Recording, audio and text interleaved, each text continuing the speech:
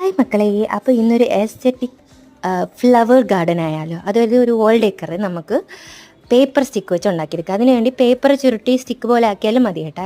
ഇപ്പോൾ ഒരുപാട് old book papers കിട്ടുമല്ലേ, നിങ്ങൾക്ക് വെക്കേഷൻ അല്ലേ. സോ നെക്സ്റ്റ് അതിങ്ങനെ ഫ്രെയിം ഉണ്ടാക്കാനൊക്കെ എളുപ്പം. ഇനി മുതൽ ഇങ്ങനെ ഫ്രെയിം ഉണ്ടാക്കിയാലും മതി. ഇന്ന് എളുപ്പം ഫ്രെയിം ഉണ്ടാക്കാം, മറ്റ് പേപ്പർ മടക്കി ഉണ്ടാക്കുന്നതിനെക്കാട്ടി നല്ലത്.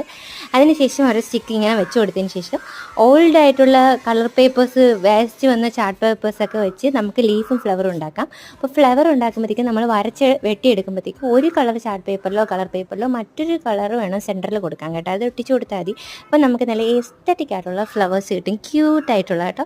അപ്പം നമുക്കിതൊരു 3D വോൾ ഡെക്കറാണ് ഉണ്ടാക്കിയെടുക്കുന്നത്. 3D എഫക്റ്റ് ഉണ്ട് കേട്ടോ കാണുമ്പോഴത്തേക്കും. കാരണം ഈ പേപ്പറിൻ്റെ ഫ്രെയിം ഉണ്ടാക്കിയിട്ട് അത് തിരിച്ച് വെച്ചിട്ടാണ് നമ്മൾ ആ മറ്റേ സ്റ്റിക്ക് ഒട്ടിച്ച് കൊടുക്കേണ്ടത്. എന്നിട്ട് വീണ്ടും തിരിച്ച് വെച്ചിട്ട് ഫ്ലവേഴ്സും ലീഫും ഒട്ടിച്ച് കൊടുത്ത് ബട്ടർഫ്ലൈസും ഒട്ടിച്ച് കൊടുക്കുമ്പോൾ സംഭവം കിടുക്കായിട്ട് കിട്ടും നമുക്ക്. അപ്പോൾ എല്ലാവർക്കും ഇഷ്ടപ്പെട്ടോ? ഞാൻ ഭയങ്കര സാറ്റിസ്ഫൈഡ് ആയിട്ടുണ്ട് റിസൾട്ടിൽ കേട്ടോ.